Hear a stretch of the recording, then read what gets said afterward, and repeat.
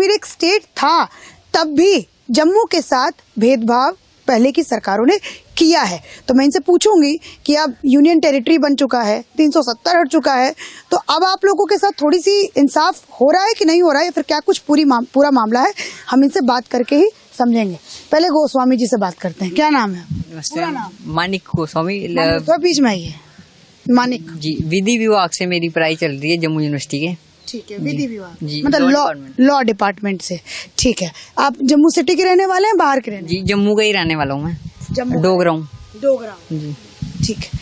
यहाँ पे जो मैंने अपने इंट्रो में कहा कि जैसे बहुत सारे लोग कहते हैं कि कश्मीर और जम्मू के बीच में भेदभाव हुआ है, ठीक है, सही कह रहे हैं गलत कह रहे हैं? बिल्कुल सही कह रहे हैं, 100% सही कह रहे हैं। देखिए, पहले भी जम्मू के साथ भेदभाव किया जाता था, अभी भी जम्मू के साथ भेदभाव किया जा रहा है। पहले थोड़ा ज्यादा किया जाता था, अब थोड़ा कम किया जा रहा है। ज्यादा कैसे किया जाता था वो? पहले ज्यादा इसलिए किया जाता था कि पहले कोई भी प्रोजेक्ट आता था डायरेक्ट कश्मीर में जाता था।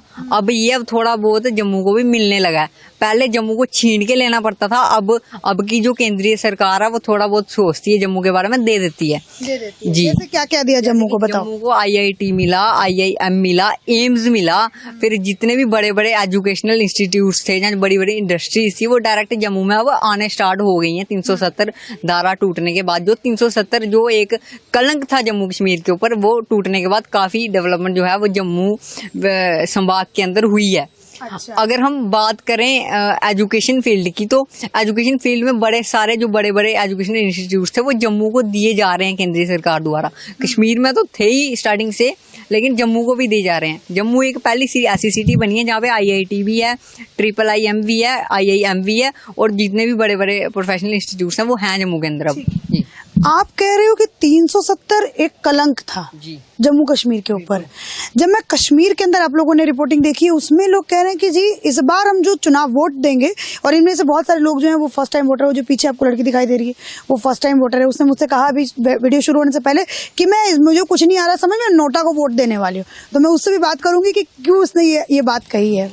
तो वो मुझे कहते हैं कि जी इस बार जो हम वोट कर रहे हैं, जो इस बार हमें दिख रहा है कि वोटिंग प्रतिशत श्रीनगर में मतलब कश्मीर के अंदर ज्यादा हो रही है, तो हम इस वजह से दे रहे हैं क्योंकि हमें अपना 370 वापिस चाहिए।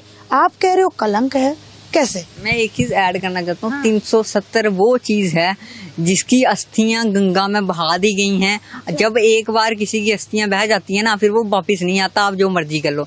ये जुमले हैं जो NC और PDP द्वारा दिए जा रहे हैं कि हम आर्टिकल 370 को वापस ले आएंगे, अनकॉन्स्टिट्यूशनल था।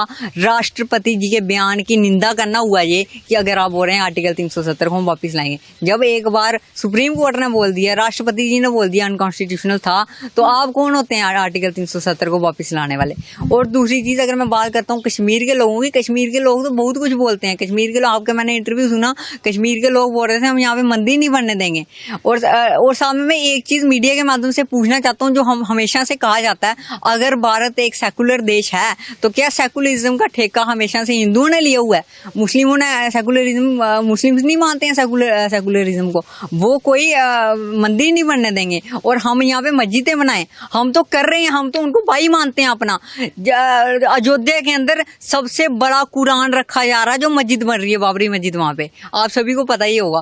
और अगर हम कश्मीर की बात करें, जिस प्रकार से NC और PDP द्वारा बोला जा रहा है कि जो शंकराचार्य टेम्पल है उसका नाम चेंज करके, वर्बल बोला उन्होंने कि उनका नाम चेंज करके तख्ते सुलेमान कर देंगे। आप लोगों ने ठेका लिया हुआ हिंदुओं के टेम्पल का, आप कौन होते हो उसका नाम चेंज करने वाले? मैं आप लोगों से पूछता हूँ, आप लोगों ने पिछले 70 साल में जम्मू कश्मीर को लूटा है, जम्मू कश्मीर को खाया है, जम्मू को कुछ दिया नहीं है।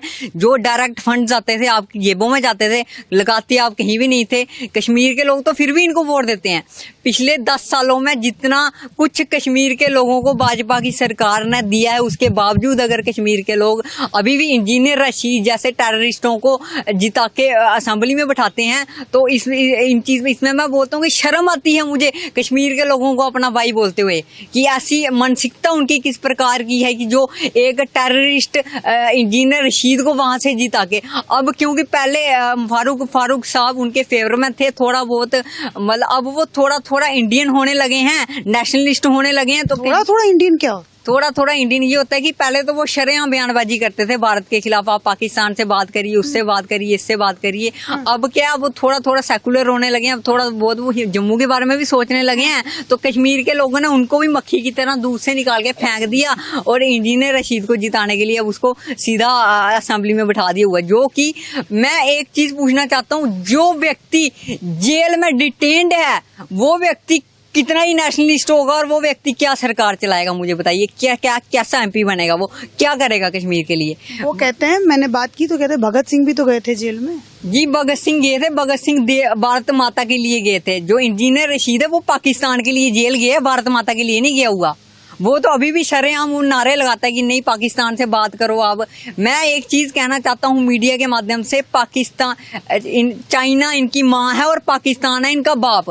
खाते ये इंडिया का है लेकिन नारे लगाते हैं पाकिस्तान। और नहीं लगता, मुझे पता है कितना ट्रोल किया गया वो, जब मैंने वीडियो शूट किया है पूरी इतनी ट्रोलिंग हुई है मेरी कि कश्मीर के अंदर जो जर्नलिस्ट है उन्होंने मुझे बोला कि इसको जी डिपोर्ट करो वहां से। तुम्हें डर नहीं लगा? पढ़ाई लिखाई पूरी उम्र तुम्हारी डर नहीं लगता। मैं एक राष्ट्रवादी विचार से आता हूँ, राष्ट्रवादी परिवार से आता हूँ। मेरे पापा 50 साल से स्वयं सेवक हैं, मेरे दादू जी स्वयं सेवक हैं।